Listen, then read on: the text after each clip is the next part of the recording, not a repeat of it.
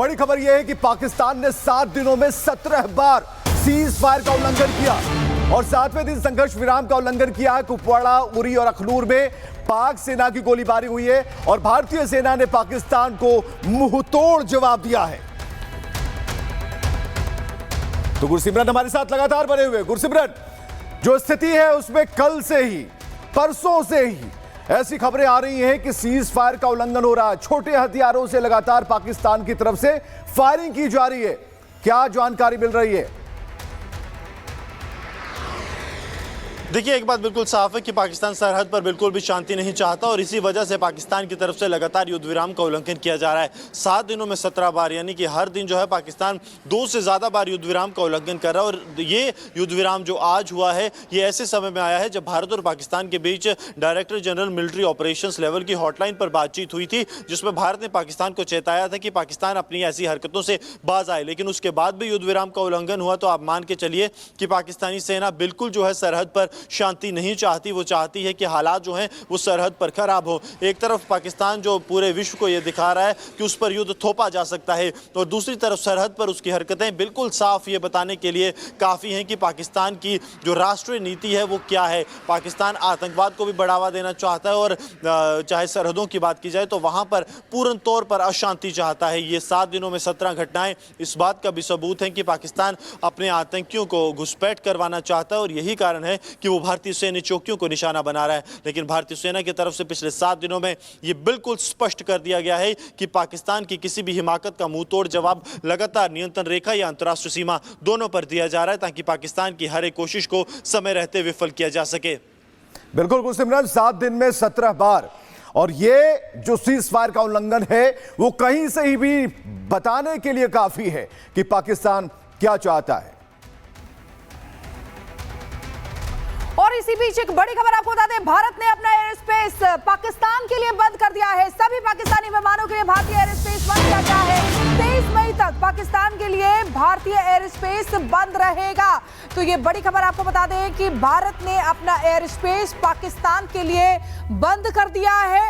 एक के बाद एक कड़े फैसले भारत की तरफ से लिए जा रहे हैं। उसी के तहत भारत ने अपना एयर स्पेस पाकिस्तान के लिए बंद कर दिया है। जितने भी पाकिस्तानी विमान होंगे उनके लिए भारतीय एयर स्पेस बंद रहेगा। नोटम जारी करके भारत ने ये जानकारी दी है। 23 मई तक पाकिस्तान के लिए भारतीय एयर स्पेस बंद रहेंगे। बड़ी खबर आपको बता रहे हैं। देखिए किस तरीके से कल महत्वपूर्ण 4 बैठक हुई थी और अब आज ये बड़ा फैसला, भारत ने अपना एयर स्पेस पाकिस्तान के लिए साथ लगातार बने हुए हैं। और सुमित, जंगलों को हम देख पा रहे हैं, जहां पर यह घटना घटी उसके ठीक आके आप खड़े हैं, लेकिन इस बड़ी खबर के बारे में क्या जानकारी है? एयर स्पेस बंद कर दिया गया है।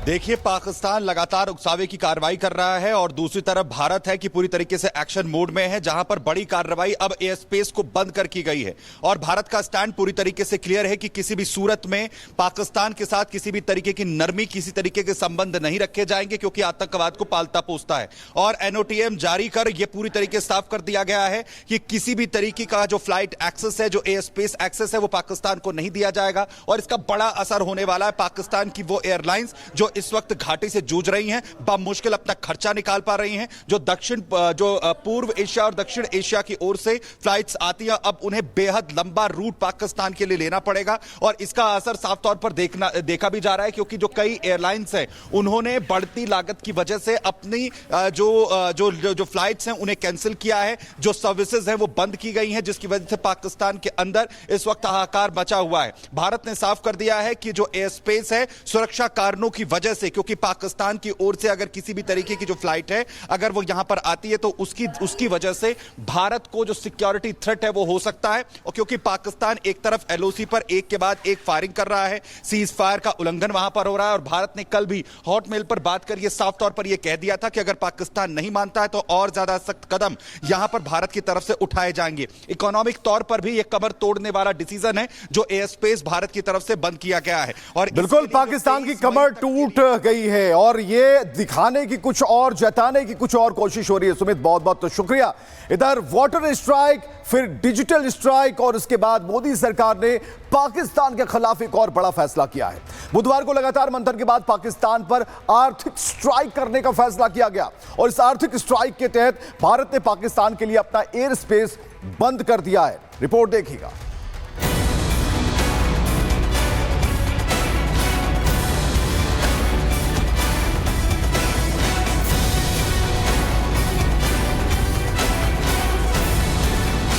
पहलगाम में खूनी खेल खेलने वाले आतंकिस्तान को लगातार करारा जवाब मिल रहा है। पाकिस्तान भले ही कितनी ही गीदड़ भभकी दे, लेकिन मोदी का टारगेट फिक्स है कि आतंकिस्तान को पनाह देने वालों का अंत जरूर होगा। पहले सिंधु नदी का पानी रोककर वाटर स्ट्राइक की गई, फिर यूट्यूब चैनल्स पर पाबंदी कर डिजिटल स्ट्राइक और अब एयर स्पेस बंद कर आर्थिक स्ट्राइक की गई है। पाकिस्तानी नागरिकों के वीजा रद्द करने और उन्हें उसके देश वापस भेजने के बीच भारत ने पाकिस्तान की सभी उड़ानों पर पाबंदी लगा दी है।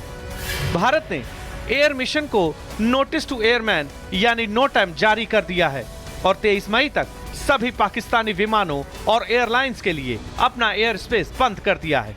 इस दौरान किसी भी पाकिस्तानी विमान को भारतीय हवाई क्षेत्र में एंट्री की इजाजत नहीं होगी, यानी पाकिस्तान रजिस्टर्ड कोई भी विमान या मिलिट्री एयरक्राफ्ट भारतीय एयर स्पेस में नहीं घुस सकता। मोदी सरकार ने अपने इस फैसले से आतंकियों को पालने वाले को कड़ा संदेश दिया। पीएम मोदी का ये कदम पाकिस्तान को सीधे तौर पर आर्थिक रूप से चोट पहुंचाएगा। पाकिस्तानी एयरलाइंस को अब लंबे और घुमावदार रास्तों का इस्तेमाल करना होगा। इससे उड़ानों की दूरी और समय बढ़ेंगे, ईंधन की खपत बढ़ेगी, परिचालन लागत में इजाफा होगा, यात्रियों के लिए टिकट की कीमतें भी बढ़ सकती हैं। पहलगाम नरसंहार के बाद भारत ने पाकिस्तान पर लगाम कसने के लिए जो सबसे पहला कदम उठाया वो था सिंधु जल समझौता स्ट्राइक, जिसका असर अब दिखने भी लगा है। पानी पर पूरी तरह से नकेल कसने के लिए गृह मंत्री अमित शाह के आवास पर एक बार फिर बैठक भी हुई। बैठक में विदेश मंत्री एस जयशंकर और जल शक्ति मंत्री CR पाटिल भी मौजूद थे। बैठक का एजेंडा सिंधु जल समझौते पर रणनीति को लेकर मंथन करने का था। पाकिस्तान में पानी की कमी से गृह युद्ध जैसे हालात दिखने लगे हैं। अब एयर स्पेस में नो एंट्री के जरिए आर्थिक स्ट्राइक भी हो गई है। पाकिस्तान के हालात को समझना मुश्किल नहीं होगा। सीधे तौर पर कहें तो भारत ने पाकिस्तान को कूटनीतिक और आर्थिक रूप से घुटनों पर ला दिया है। भारत से पंगा लेना पाकिस्तान को इतना भारी पड़ने वाला है, इसकी कल्पना इस्लामाबाद ने भी नहीं की होगी। Bureau report, Republic Bharat. और इसी बीच एक और बड़ी खबर आपको बताते हैं। अमेरिकी विदेश मंत्री मार्को रूबियो ने विदेश मंत्री एस जयशंकर से बात की है। जयशंकर ने अमेरिकी विदेश मंत्री से कहा है पहलगाम हमले के साजिशकर्ताओं को न्याय के कटघरे में लाएंगे। देखिए, हर तरफ से मार पड़ती हुई पाकिस्तान पर नजर आ रही है। किस तरीके से सबसे पहले 5 बड़े फैसले जिससे पाकिस्तान बौखला गया, खौफजदा हो गया और उसके बाद कल जो बैठक हुई है उसमें भी कई अहम फैसले और पाकिस्तान को लगातार डर सता रहा है कि कब यहां पर स्ट्राइक कर दी जाएगी, किस तरीके का हमला भारत करने वाला है, ये खौफ उसके दिल में बना हुआ है। और इस समय अमेरिकी विदेश मंत्री ने एस जयशंकर से बात भी की है। उसमें एस जयशंकर जिन्होंने साफ कह दिया है कि जितने भी दोषी हैं उनको न्याय के कटघरे में लाकर ही रहेंगे। बहुत बड़ी खबर है, भारत ने पाक आर्मी के यूट्यूब चैनल को बंद कर दिया है और प्रोपेगेंडा फैलाने पर भारत सरकार ने एक बड़ी कार्रवाई की है। ISBR के आधिकारिक यूट्यूब चैनल को बंद कर दिया गया है। तो प्रोपेगेंडा फैलाने की ये कोशिश हो रही थी जिसे भारत सरकार ने अपनी कार्रवाई से पूरी तरह से खत्म किया।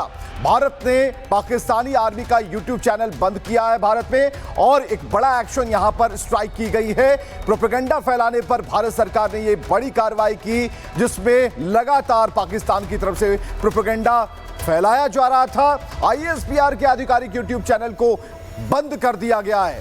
तो एक बड़ी खबर इस वक्त हम आपको बता रहे हैं, लगातार अपडेट इसमें आते जा रहे हैं और कई ऐसी स्ट्राइक अभी तक भारत की तरफ से की गई है जिसमें डिप्लोमेटिक तरीका भी था।